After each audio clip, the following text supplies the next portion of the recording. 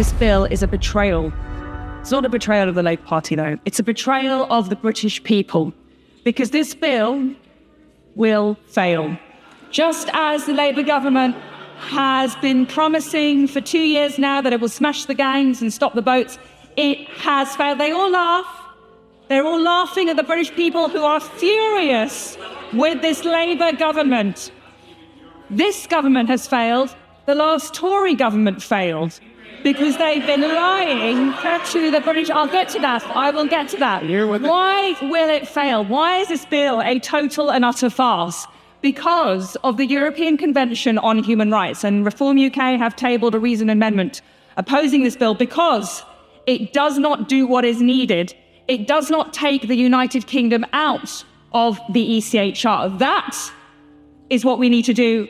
This bill is not fit for purpose, and it will let the British people down. I will actually give way to the gentleman at the front. Bye, party. Thank you, candidate speaker. So she advocates leaving the ECHR, and I'm assuming this is after a process of analysis. So could she tell the House 2 good things that the ECHR does for British citizens? It is after a process of analysis. 10 years as a barrister, 5 of which was spent defending the Home Office in the immigration tribunals.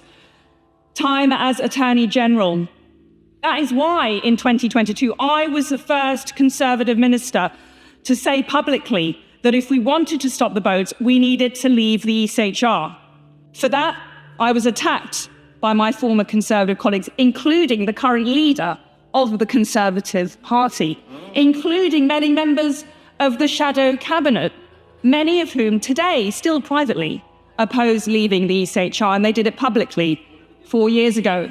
I'm very glad that it's taken the Conservative Party 3 years to catch up with me, but it's 3 years too late and too little. Because when they had the power, when they had the mandate, and when they had ministers telling them what needed to be done, that we needed to leave the ECHR, they blocked, they attacked, they criticised, and they vilified people like me. So I won't take any lections from the Conservative Party that cannot be trusted a bit on leaving the ECHR. My honourable friend, the member for Clacton, who has been the original advocate for leaving the ECHR, it was him who first raised the alarm about the small boats crisis.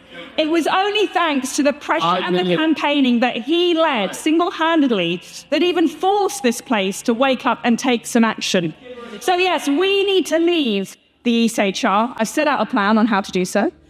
Published last year. I urge all of you to read it. The Conservative Party copied it about a year later, but it sets out how to leave, why to leave, how to protect civil liberties in doing so, how we can amend the Good Friday Agreement and protect Northern Ireland in doing so, and why it's what the British people deserve if we are going to stop the boats.